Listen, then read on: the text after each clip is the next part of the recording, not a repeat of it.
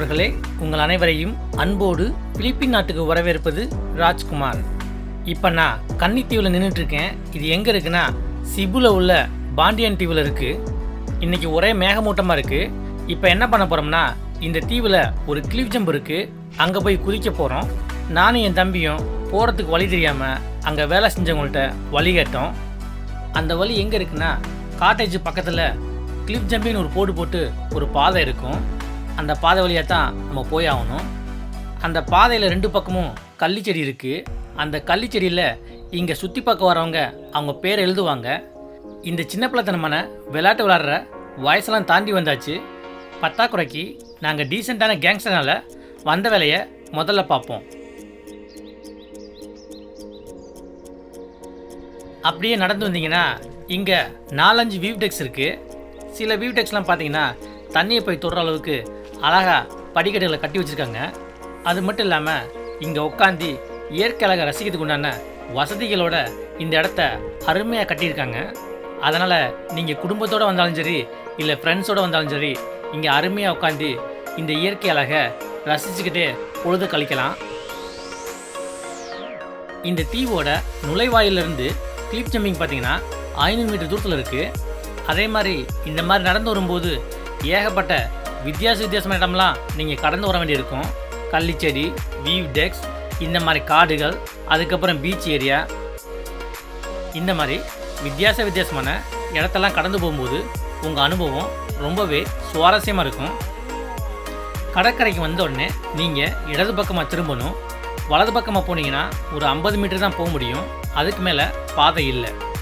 அதனால் நானும் தம்பியும் இடது பக்கமாக திரும்பி நடக்க ஆரம்பித்தோம். இங்கே வந்து ஒரு சம்பவத்தை சொல்லியே ஆகணும். எங்களை மாதிரி டூருக்கு வந்த ஒரு பொண்ணு எங்களுக்கு முன்னாடி கிளிஃப் ஜம்பில் குதிக்க போச்சு. அங்கே வந்துட்டுருக்கு பார்த்தீங்களா, அதான் அந்த பொண்ணு. அந்த பொண்ணு கிளிஃப் ஜம்பிங்கில் குதிக்க போகும்போது அங்கேருந்த லைஃப் கார்டு இன்றைக்கி கடல் கொஞ்சம் கொந்தளிப்பாக இருக்கனால நீங்கள் கிளிஃப் ஜம்பில் குதிக்க முடியாது அப்படின்னு சொல்லி மறுத்துருக்காங்க. அதனால் அந்த பொண்ணு கவலையோட திரும்பி நடந்து வந்துட்டு இருந்துச்சு. வழியில் எங்களை பார்த்து இந்த விஷயத்த சொன்னிச்சு. எங்களுக்கோ மனசில் ரொம்ப வருத்தம். என்னதான் இருந்தாலும் இவ்வளோ தூரம் வந்துட்டோம், அட்லீஸ்ட் அந்த இடம் எப்படி இருக்குன்னா பார்த்துடுவோம் அப்படின்னு சொல்லி நானும் என் தம்பியும் கிளம்பி போனோம். உண்மையிலே இங்கே வந்து பார்த்தா கடல் இன்னைக்கு கொஞ்சம் கொந்தளிப்பாகவே இருக்குது. அதே மாதிரி ஏறி வர இடத்துல படிக்காண்டி மூங்கில் மரத்தில் கட்டி வச்சுருந்தாங்க. அந்த மூங்கில் மரமெல்லாம் அலையில் ரொம்பவே அதிகமாக ஆடிக்கிட்டு இருந்துச்சு. எப்படி அடிக்குது பாரு.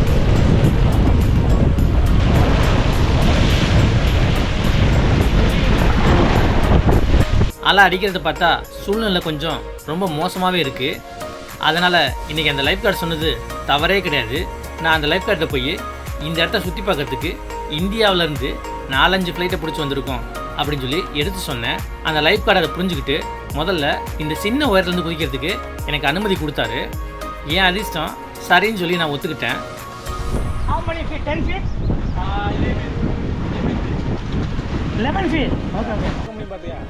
இதுவரைக்கும் இந்த வீடியோ பார்த்ததுக்கு ரொம்ப நன்றி.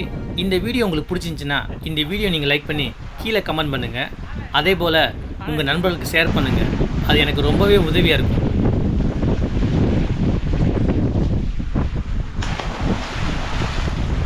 அந்த லைஃப் கார்டு இந்த ஒரு சுச்சுவேஷன்லையும் நான் எந்த விதமான பயம் இல்லாமல் சந்தோஷமாக தண்ணியில் குதிச்சதை பார்த்தாரு.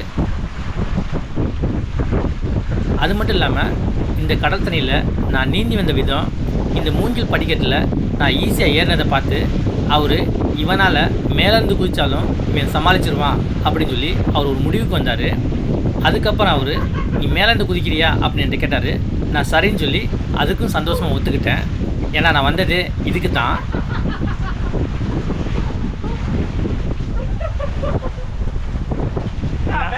நல்லா இருக்கு. நீ குதிக்கிறியா? இதில் இன்னொரு நல்ல விஷயம் என்னென்னா, செகண்ட் ஆங்கிள்காண்டி என்னோடய ஃபோனை பயன்படுத்தி அந்த லைஃப் கார்டு அவர் எனக்கு வீடியோ எடுத்து கொடுக்க போகிறாரு. அது ரொம்ப முக்கியமான விஷயம். அந்தளவுக்கு அவர் ரொம்ப ஃப்ரெண்ட்லியாக சந்தோஷமாக என் கூட பழகினார்.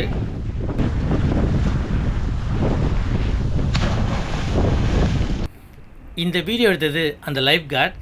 உங்களுக்கு சொல்லியே ஆகணும், இன்றைக்கி கடல் கொஞ்சம் கொந்தளிப்பாக இருந்தனால என் மனசில் பயம் இருந்துச்சு. என்னதான் மனசில் பயம் இருந்தாலும் நான் குதித்தேன். இந்த மாதிரி வீடியோ எடுத்ததுக்கு அந்த லைஃப் கார்டுக்கு தேங்க்ஸ் சொல்லி ஆகணும். அதே மாதிரி இந்த மாதிரி கொந்தளிப்பான கடலில் குதிக்கிற அனுபவம் ரொம்பவே த்ரில்லிங்காக இருந்துச்சு. எனக்கு உண்டான ஒரே மன வருத்தம் என்னென்னா, இந்த மாதிரி குதிக்கும்போது என் ட்ரோனை பயன்படுத்தி வீடியோ எடுத்துருக்கணும். அந்த வாய்ப்பை நான் மிஸ் பண்ணிட்டேன். உங்கள் எல்லாத்துக்கும் இந்த ஆக்டிவிட்டியை ஹைலி ரெக்கமெண்ட் பண்ணுறேன். நீங்கள் கன்னித்தீவுக்கோ இல்லை பந்தயம் தீவுக்கோ வந்தால் இந்த ஆக்டிவிட்டியை கண்டிப்பாக மிஸ் பண்ணாமல் பண்ணுங்கள்.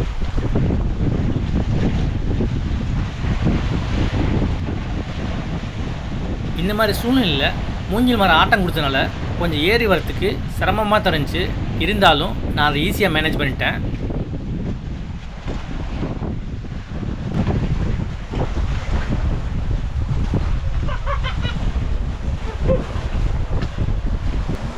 Your name? Junjun. Junjun? Yeah. Junjun is a lifeguard. Yeah. He's the one who helped me to take the shot. Thank you, Junjun. இந்த கிளிப் ஜம்பிங்கை தவிர இந்த தீவு எதுக்கு பேர் போனதுன்னா, கைப்படாத இயற்கை அளவுக்கும் கண்ணாடி கடல் போல் உள்ள கடல் தண்ணிக்கும் பெயர் போனது. இந்த வழியாக தான் இந்த கிளிப் ஜம்பிங்க்கு நம்ம வந்தோம்.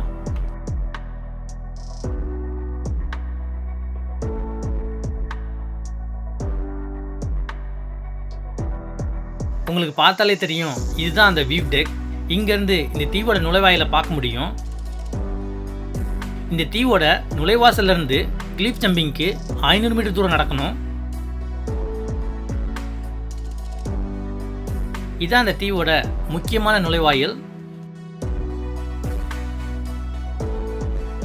இந்த தீவோட பின்பகுதியில் பார்த்தீங்கன்னா அங்கேயும் அழகான பீச் இருக்குது. ஆனால் அந்த பீச்சுக்கு போகிறதுக்கு வழி இல்லை. யாரும் அங்கே போக முடியாது. யாரும் அங்கே போகாதனால அந்த இயற்கையோட அழகு மாசுபடாமல் கைப்படாமல் அப்படியே பாதுகாப்பாக இருக்குது. என்னோடய அனுபவத்தில் நான் 100க்கு மேலே ஐலண்டை பார்த்துருக்கேன். இந்த தீவு தான் ரொம்பவும் அழகான தீவு. உங்கள் எல்லாத்துக்கும் ரொம்ப ஹைலியாக ரெக்கமெண்ட் பண்ணுறேன். உங்களுக்கு வாய்ப்பு கிடைச்சுன்னா கண்டிப்பாக போய் பாருங்கள்.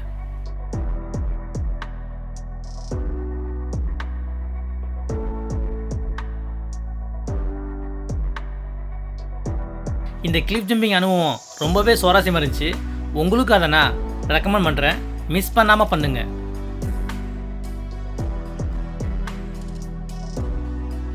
இந்த தீவோட முன்பக்கம் பார்த்தீங்கன்னா அலை ரொம்ப கம்மியாக ரொம்ப அமைதியாக இருக்குது. இந்த தீவோட பின்பகுதியில் பார்த்தீங்கன்னா அலை கொஞ்சம் கடுமையாக ரொம்ப ரஃப் அண்ட் டஃப்பாக இருக்குது. எது எப்படி இருந்தாலும் இயற்கையோட அழகுக்கு பஞ்சமே இல்லை. இது ரெண்டுக்கு இடையில பார்த்தீங்கன்னா இந்த தீவோட மத்தியில் பச்சை பசுமையாக அடர்த்தியான காடுகள் இருக்குது. அது பார்க்குறதுக்கே அருமையாக இருக்குது. ஒன்று மட்டும் உங்களுக்கு சொல்ல முடியும், இந்த தீவை அவங்க அருமையாக பராமரிச்சுட்டு வர்றாங்க. இந்த கண்ணாடி கடல் மேலே இந்த படகெல்லாம் மிதக்கிற விதத்தை பார்த்தா சொர்க்கத்தில் மிதக்கிற மாதிரியே இருக்குது. நானும் என் தம்பியும் இந்த தீவில் ரொம்ப சந்தோஷமாக எங்கள் நேரத்தை கழித்தோம். இதுவரைக்கும் இந்த வீடியோ பார்த்ததுக்கு ரொம்ப நன்றி.